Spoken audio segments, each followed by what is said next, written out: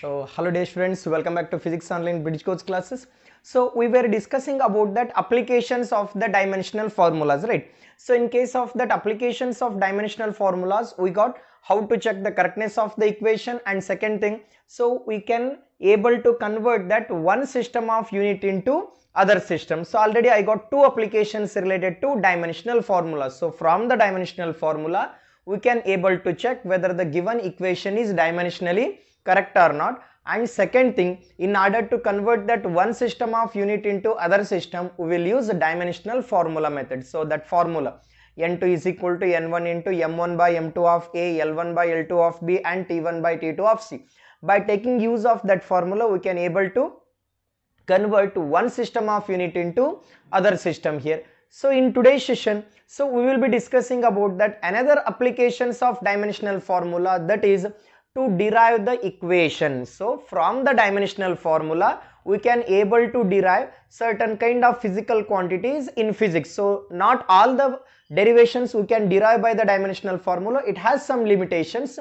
So just neglect about the limitations. So in next class we will speak about that limitations of dimensional formulas. So in today's session, so we will be focusing on how to derive the equation by taking use of that dimensional formulas. So third application related to dimensional formula, so that is to derive the equation. So what is the third application? So we can able to derive the equation by taking use of that dimensional formula. So listen here, in order to derive that physical quantity, so we can use that principle of homogeneity aspect here. So what's that principle of homogeneity? So principle of homogeneity means similarities we can take. So in order to derive the equation by dimensional formula method, we will use principle of homogeneity method, and that in order to derive the physical quantity, we must know that physical quantities depends on what are the factors. So listen here, in case of deriving the physical quantity, so we must know what the thing we must know here. So we must know about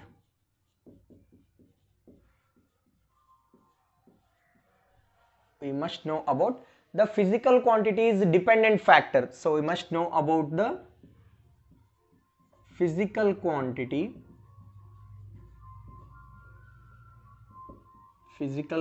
dependent factor.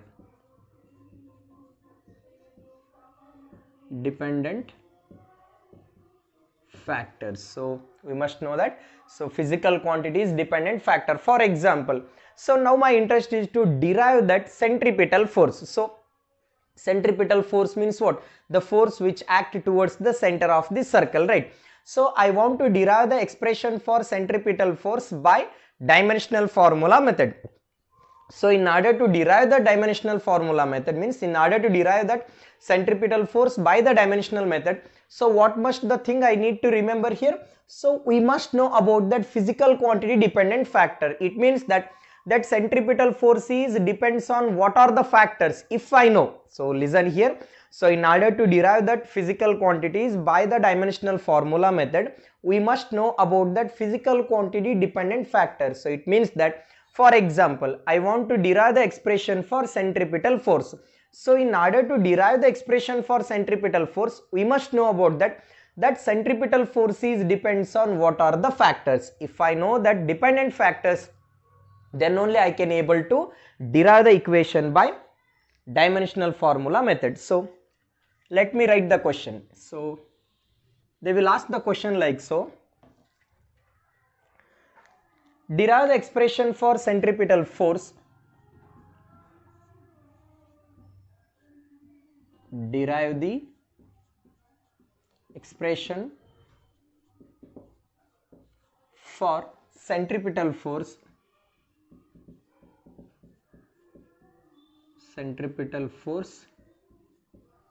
by dimensional formula method.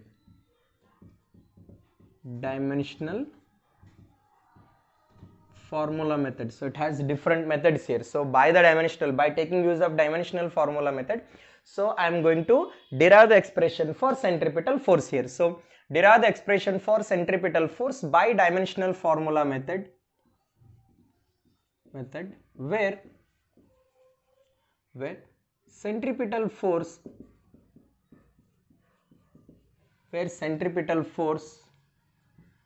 depends on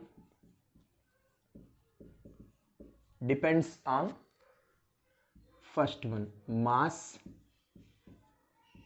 second one velocity, and third one radius. So this is the question.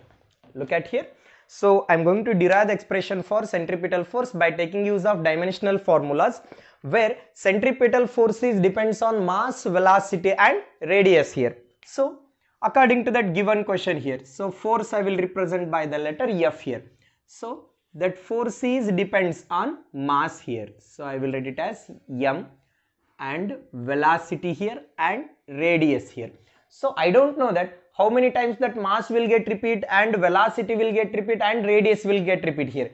So my interest is to find out that how many times that mass is going to repeat. So mass will get repeat by A amount, whereas velocity will get repeated by that B amount here, whereas radius will get repeated by C amount here. So now I have to find out the A, B and C value, means dimensions value I want to find out here.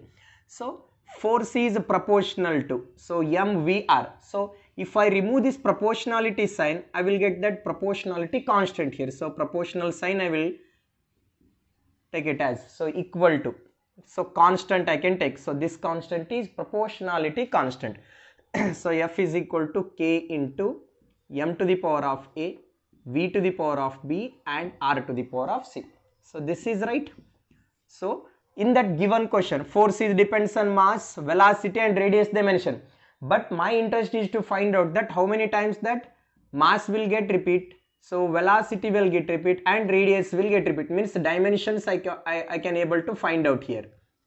So in order to find out the dimensions value by the principle of homogeneity, I can able to find out. So for this equation I can write the dimensional formula. So dimensional formula for force here, mass into acceleration. So m1 L1 t to the power of minus 2. So if you are getting confused about writing the dimensional formulas, go back that previous videos, then you can understand how to write the dimensional formula. So I'm writing directly here. So K into, so look at here. So mass means I will take by the letter m here to the power A. Velocity, so L1 t to the power of minus 1 to the power B, and radius, it is also in terms of length only, right? So to the power C here. So now I will simplify this equation further. M to the power 1, L to the power 1 and t to the power of minus 2 here. It is equal to K, where K represents that proportionality constant. So M to the power of A. Look at here. Here shall I write it as a L to the power of B here, and here t to the power of minus B, right? So here L to the power of C. Again simple mathematics. So if bases are same, powers are getting added here. So M to the power of A, L to the power of, shall I take it as B plus of C? So I hope you get this point, and t to the power of minus B.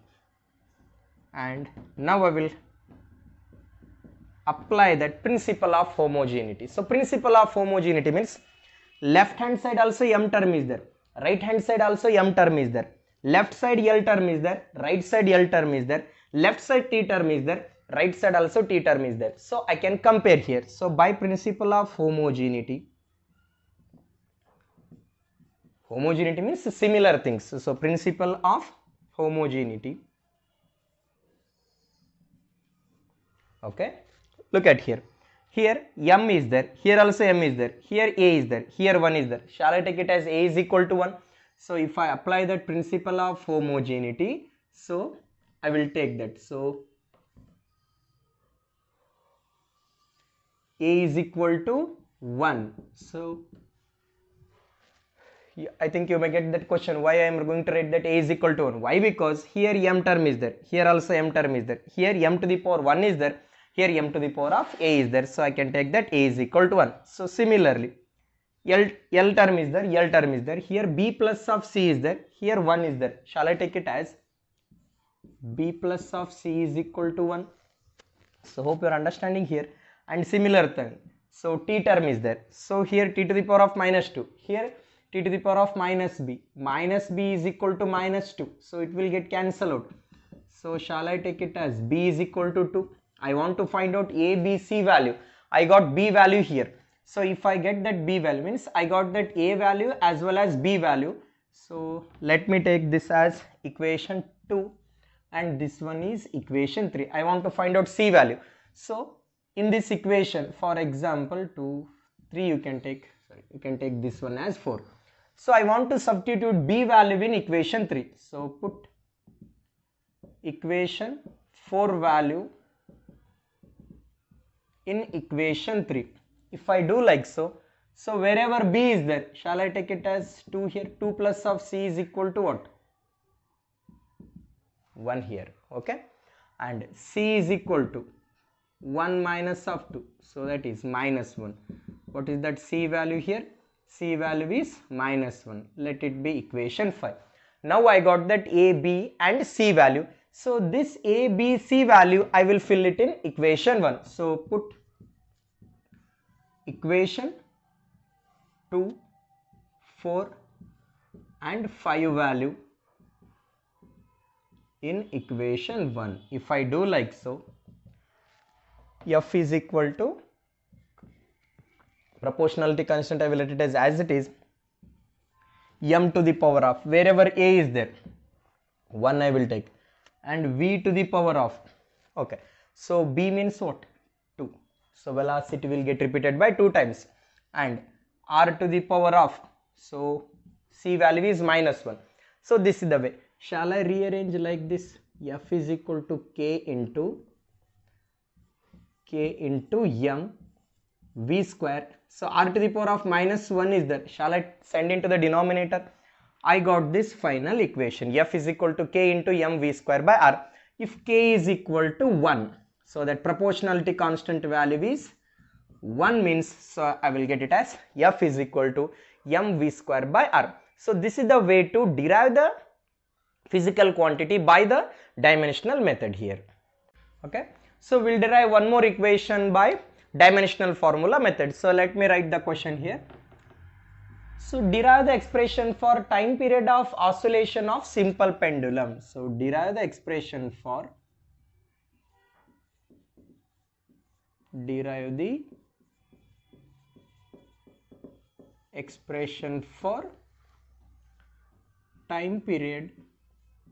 simple pendulum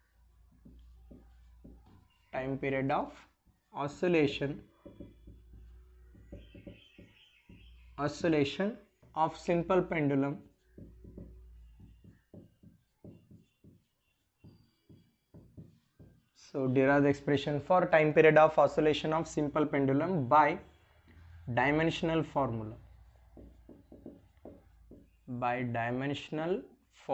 method. By dimensional formula method, where time period, look at here, where time period is depends on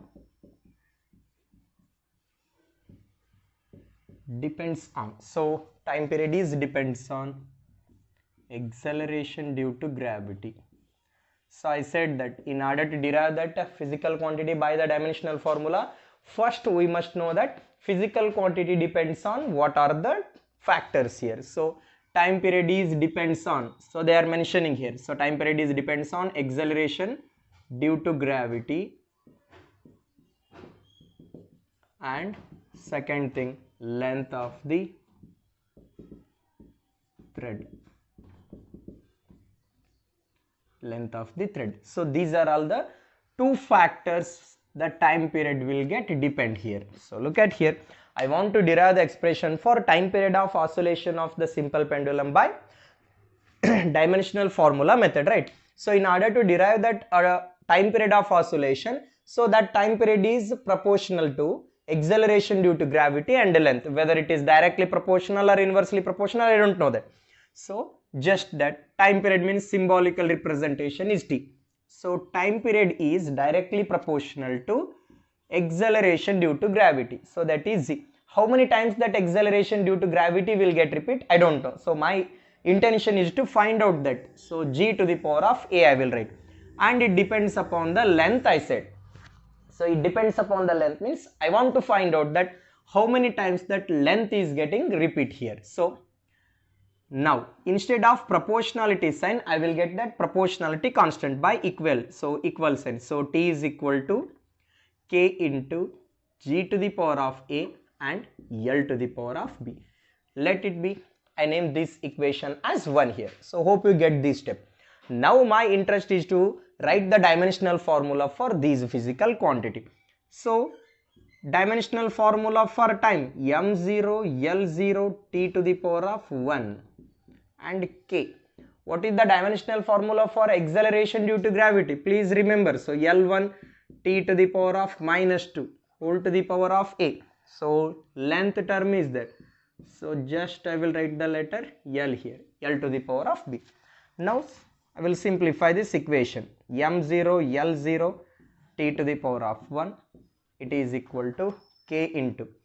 So shall I write it as l to the power of a, t to the power of minus 2a, and this one is l to the power of b. Bases are same, powers are added, again the same thing.